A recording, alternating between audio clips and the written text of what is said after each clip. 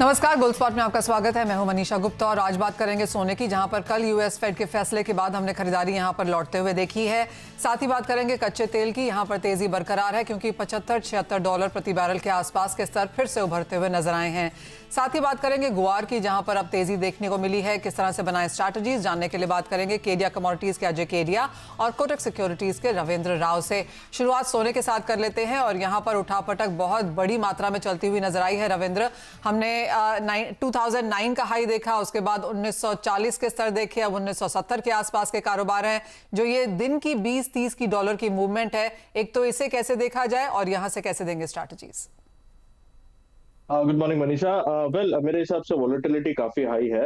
That is mainly because एक तो banking crisis का जो जिसकी वजह से गोल्ड में एक वोलेटिलिटी चल रही है, एक वो रीजन है। और दूसरा फेड को लेके बहुत कंफ्यूजन थी, लेकिन अभी जो कि फेड की मीटिंग हो चुकी है, तो I think that confusion is out now.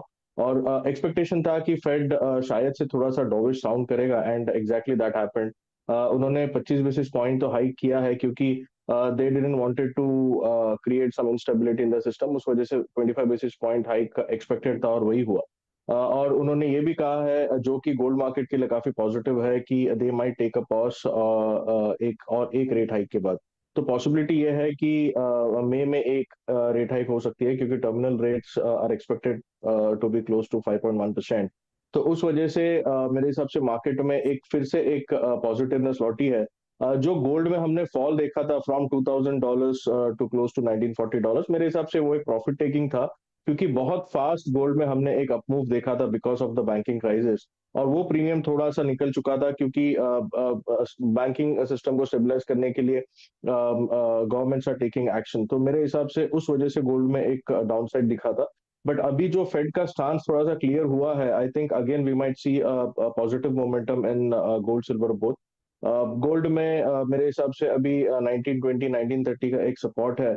और हो सकता है कि अपसाइड फिर से एक बार $200 के करीब दिखे। चार्ट पे एक बहुत अच्छा inverse head and shoulder pattern है ऑन वीकली चार्ट्स, जो कि कंफर्म होगा 1989 के क्लोज के ऊपर। अगर क्लोजिंग आ जाता है स्पॉट गोल्ड में, तो फिर पॉसिबिलिटी है कि it might even go higher towards 2100 2120 and beyond that. Similarly silver में मेरे हिसाब से बहुत ही स्ट्रॉन्ग एक रेजिस्टेंस है टुवर्ड्स 24.5 का।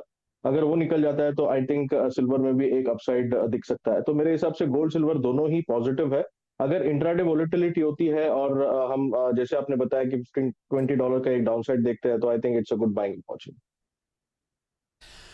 ऑलराइट, ये तो बात हुई सोने की। और चांदी में आप कैसे देखते हैं, क्योंकि $23 के पार हमने चांदी भी निकलते हुए नजर आई है। मेटल्स में इतनी ज्यादा तेजी नहीं है जितना चांदी को सपोर्ट है, इसे कैसे रीड किया जाए? वेल चांदी में भी मेरे हिसाब से दोनों साइड से एक पॉजिटिवनेस दिख रहा है, क्योंकि इंडस्ट्रियल मेटल्स में कॉपर की अगर बात करें, तो कॉपर में एक अच्छा खासा अपमूव हमने देखा है। And that is mainly because जो चाइना ऑप्टिमिज्म है, that is still on. It might be slightly slow, but industrial metals को एक सपोर्ट मिलेगा, और उस वजह से ही चांदी में भी हम एक सपोर्ट आते हुए देख रहे हैं। और जो बैंकिंग सिस्टम को थोड़ा सा स्टेबलाइज करने का जो स्टोरी चल रहा है, I think that is again supportive for silver. Plus gold में एक सेफ एंड बाइंग हो रही है, तो gold normally move silver normally moves along with gold, तो मेरे हिसाब से उसमें भी एक पॉजिटिवनेस बनेगा। अगर एमसीएक्स के प्राइसेस देखें, तो 67,000 का एक इमीडिएट सपोर्ट बन रहा है अभी, जो कि पहले एक रेजिस्टेंस था। तो that is now a good support. और मेरे हिसाब से जब भी ये 500,000 रुपए का एक फॉल आता है चांदी में, I think it will give a good buying opportunity. Immediately मुझे लगता है कि 70,000 से 70,500 तक के लेवल हम चांदी में देख सकते हैं।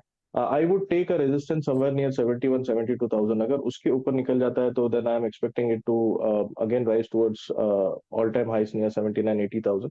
और अगर स्पॉट की बात करें, गोल्ड सिल्वर स्पॉट की, तो मेरे हिसाब से 24 से 24.50 का एक रेजिस्टेंस जोन है, जो कि एक मल्टी ट्रेंड लाइन रेजिस्टेंस है। अगर उसे निकाल देता है प्राइजेस, तो मेरे हिसाब से फिर से हम $30 की तरफ बढ़ सकते हैं। तो आई थिंक चांदी भी काफी पॉजिटिव लग रहा है। And if it moves above 24 half dollar, मेरे हिसाब से गोल्ड से ज्यादा तेजी हम चांदी में देख सकेंगे, and it might move towards $30। Alright, तो यानी कि चांदी की तरफ यहाँ पर ज्यादा तवज्जो है। लेकिन बात यहाँ पर मेटल्स की भी करेंगे, और कैसे देखते हैं आप अजय मेटल प्राइसेस को? बढ़त हमने as a knee jerk reaction US Fed की मीटिंग के बाद देखी थी, लेकिन कोई बहुत ज्यादा ये रुकती हुई नजर नहीं आई है। Very good morning.